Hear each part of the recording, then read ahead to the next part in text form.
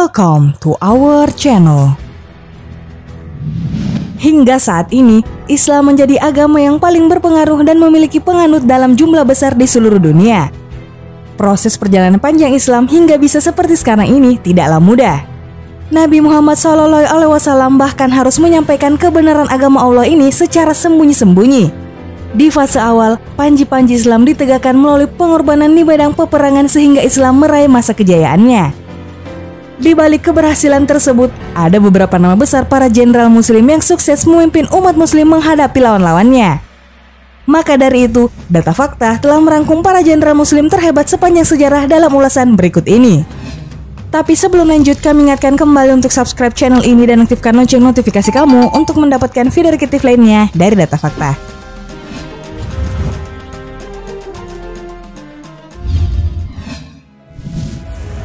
Salahuddin Al-Ayyubi.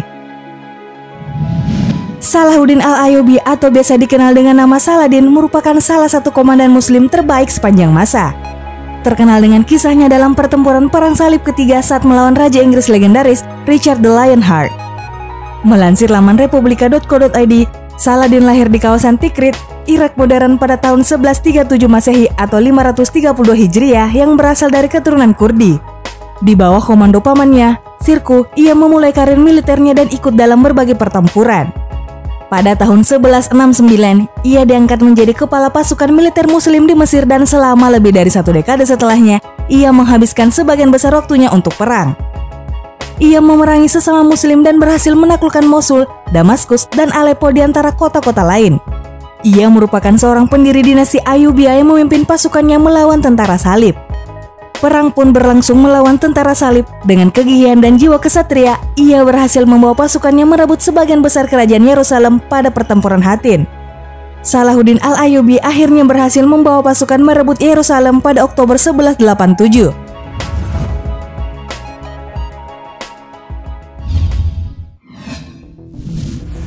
Muhammad Al-Fatih. Jenderal muslim berikutnya merupakan seorang legenda panglima perang yang telah berhasil menaklukkan Konstantinopel di usianya yang masih muda, yakni 21 tahun. Jenderal muslim ini ialah Mehmed II, yang dikenal sebagai pemimpin yang mempunyai taktik dan strategi hebat di tengah medan peperangan. Kecerdasannya dalam memimpin pasukan serta pencapaian besarnya membuat ia mendapatkan julukan sebagai sang penakluk. Sejak kecil, Mehmed II sudah menghafalkan Al-Quran 30 juz, mempelajari hadis-hadis, ilmu fikih, matematika, ilmu falak, hingga strategi perang. Ia berhasil menaklukkan Konstantinopel. Hal tersebut menjadi penanda bahwa abad pertengahan telah usai. Mehmed II mengepung wilayah darat dan laut selama 50 hari dengan menyiapkan 4 juta tentaranya.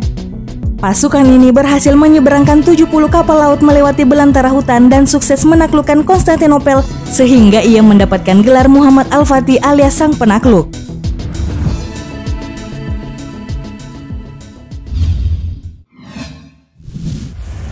Khalid bin Walid. Dalam sejarah Islam di zaman Nabi Muhammad SAW, salah seorang sahabat Nabi yang paling terkenal sebagai jenderal perang terhebat yakni Khalid bin Walid. Meskipun perjuangan dilewati cukup berat, tapi kejayaan Islam mampu diraih oleh pemimpin perang yang diberikan kepercayaan oleh Nabi Muhammad SAW ini. Bahkan dalam sejarah Islam, jenderal perang muslim yang tak terkalahkan karena kehebatannya ialah Khalid bin Walid. Ia juga mendapat julukan sebagai pedang Allah yang terhunus, meskipun sebelumnya ia merupakan panglima tempur bagi kaum Quraisy sebelum berjuang di jalan Allah. Sahabat Nabi Muhammad SAW yang telah banyak memimpin pertempuran ini sangat ditakuti pada zamannya. Khalid bin Walid memenangkan pertempuran dan menaklukkan tanah Arab hingga Mesopotamia dan juga berhasil meraih kemenangan dalam perang Yarmuk.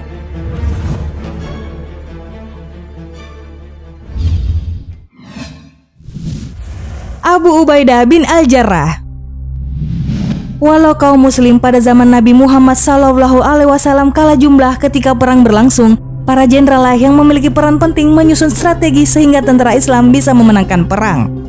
Seperti halnya Khalid bin Walid, Abu Ubaidah bin Al-Jarrah juga merupakan sahabat Nabi Muhammad SAW yang juga menyandang jenderal perang.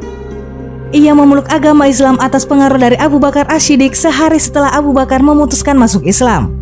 Saat perang Badar bergulir, ia terpaksa harus menghadapi ayahnya sendiri, Abdullah bin Al-Jarrah, yang berada di pihak lawan. Bahkan ia terpaksa harus membunuh kemusyrikan yang menetap dalam diri ayahnya.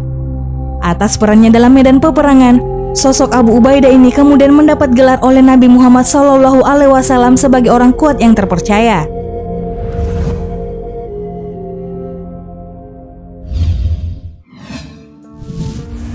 Amru bin As. Ada 3 orang pemuka Quraisy yang sangat menyusahkan Rasulullah SAW karena sengitnya perlawanan mereka terhadap dakwah beliau. Salah satu di antaranya yakni Amru bin As, seperti yang dilansir kembali dari laman republika.co.id. Amru bin As diberi jalan oleh Allah untuk bertobat dan menerima rahmat sehingga ia berada di jalan kebaikan dan memeluk Islam. Amru bin As pun beralih menjadi seorang muslim pejuang serta menjelma menjadi seorang panglima perang yang gagah berani. Atas pencapaiannya yang gemilang, para sejarawan menyebut Amru bin As sebagai pembebas Mesir. Dengan panji-panji Islam yang di belakangnya, ia berhasil membebaskan Mesir dari perbudakan dan penindasan 2 kerajaan besar, yaitu Imperium Persia dan Romawi. Ia tak hanya sebagai seorang panglima perang yang tangguh sebagaimana sahabat Nabi Muhammad yang lain, namun juga seorang diplomat ulung, sehingga pada akhirnya ia menjabat sebagai gubernur di Palestina, Yordania, dan di Mesir.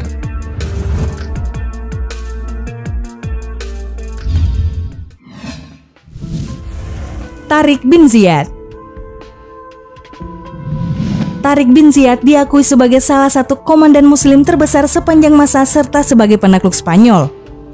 Invasi dimulai pada saat Tariq mendarat di Gibraltar dengan 10.000 pasukan dan memerintahkan mereka untuk membakar kapalnya. Mereka mematuhinya tanpa pertanyaan meskipun jumlah musuhnya yakni 100.000 orang.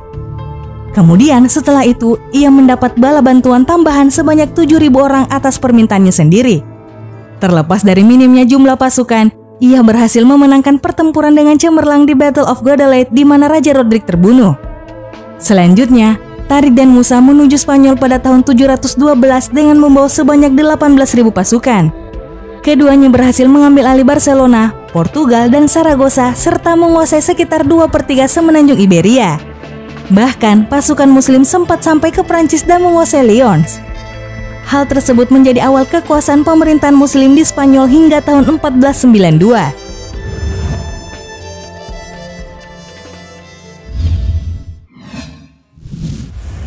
Sa'ad bin Abi Waqqas. Salah satu sosok paling besar yang juga masuk dalam daftar pejuang yang memerdekakan umat Islam ialah Sa'ad bin Abi Waqqas. Melansir idntimes.com, ia masih memiliki kekerabatan dengan Nabi Muhammad SAW sebagai seorang paman sekaligus sahabat Rasulullah. Ia merupakan orang yang pertama yang menembakkan anak panahnya di jalan Allah dan setiap anak panahnya selalu tepat sasaran. Disebutkan oleh Nabi Muhammad SAW, ia menjadi satu-satunya sahabat yang dijamin masuk ke dalam surga dengan jaminan kedua orang tua Rasulullah. Dalam sejarah Islam, ia dikenal sebagai panglima yang memimpin umat muslim dalam perang Qadisiyah melawan Persia Majusi. Hanya berjumlah pasukan sebanyak 3.000 orang, ia dapat mengalahkan 100.000 pasukan atas izin Allah Subhanahu wa Ta'ala.